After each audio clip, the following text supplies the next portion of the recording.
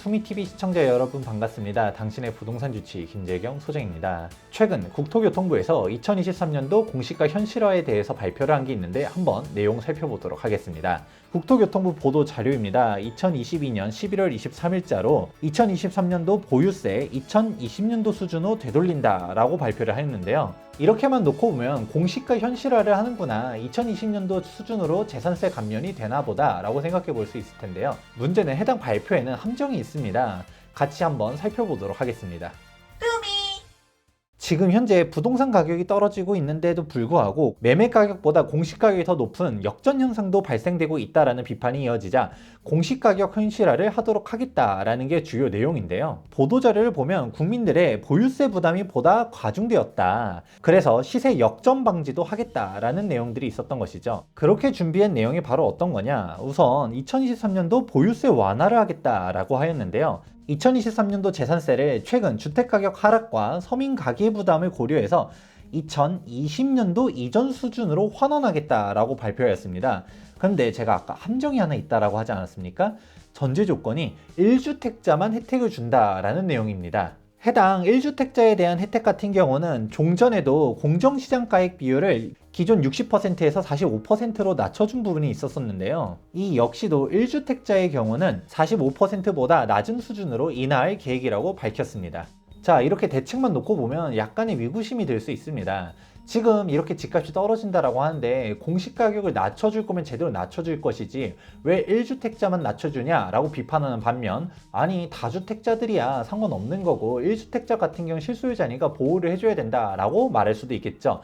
그런데 애초에 해당 공시가격 인상 자체가 잘못된 정책이라면 어떻게 생각하십니까? 해당 내용 자체는 전 정권에서 출발을 하였습니다. 공시가격 현실화 방안에 대해서는 2020년도 11월 3일자로 발표를 하였는데요.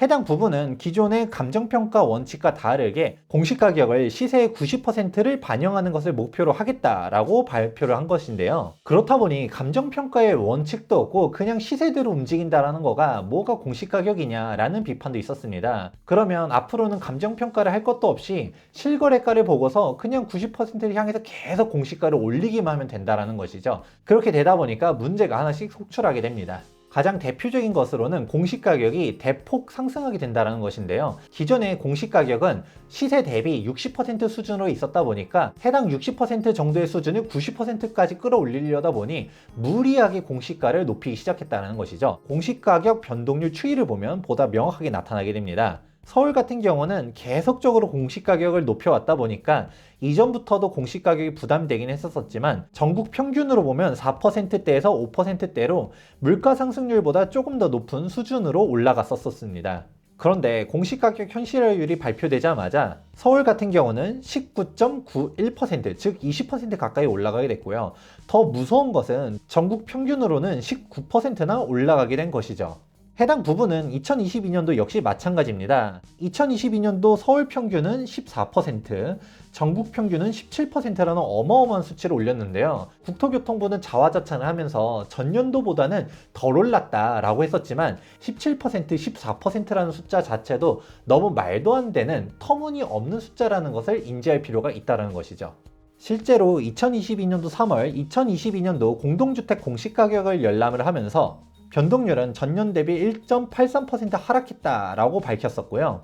그럼에도 불구하고 조세 저항이 예상되자 1세대 1주택자를 대상으로 해가지고 2022년도 재산세와 종부세 과표를 2021년도 공시가격에 적용을 하겠다라고 밝혔었습니다.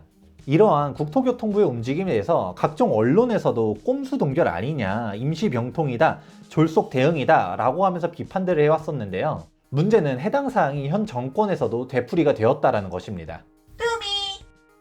이런 식의 땜질식 정책은 안 된다고 보고 있습니다. 당장 2023년도는 1주택자란 전제 조건이 붙긴 하지만 2020년도 공시가를 적용한다고 발표하지 않았습니까? 2023년도는 그렇게 한다 치더라도 2024년도는 2025년도가 오게 되면 그때 가서도 계속적으로 2020년도 공시가격을 적용하겠다라고 땜질식 정책을 계속 할 건가요?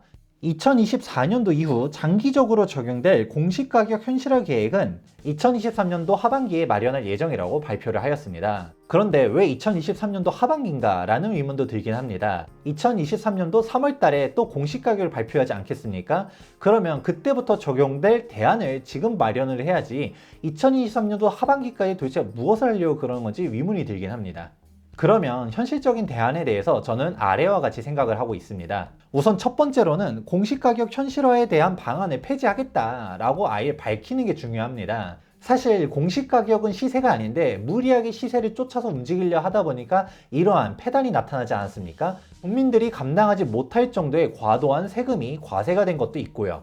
그렇다 보니 공시가격 현실화 제도 자체가 잘못되었다. 해당 부분을 원상복귀 시키겠다라고 발표하는 게 제일 중요하다고 봅니다. 해당 부분에 대한 발표를 하기가 어렵다라고 하면 지금 현재 부동산 가격이 떨어지고 있다라고 하지 않습니까? 그러면 떨어진 것에 맞춰서 적극적으로 인하하는 것도 중요하다고 볼 수 있는데요. 해당 부분에 대해서도 정부 대책을 봤을 때는 내용이 없습니다. 그러면 맨 마지막으로 할 수 있는 사항이 뭘까요? 공시가격을 2020년도 원점에서 재검토를 하겠다라고 밝히는 방안도 대안이라고 볼 수 있습니다. 2020년도 공시가를 적용하겠다는 것 자체가 공시가 현실화율을 감당할 수 없다는 거에 대한 반증이지 않습니까? 그런데 여기서도 제가 비판했었던 포인트가 뭡니까? 1주택자만 혜택을 주는 게 정당하냐? 1주택자, 4주택자 차등 없이 현실화를 시키는 게 맞는데 국토교통부에 계신 분들은 아직도 그 전에 있었던 사고방식이 바뀌지 않았었다 보니까 이런 정책이 지속되는 게 아닌가라는 생각도 듭니다.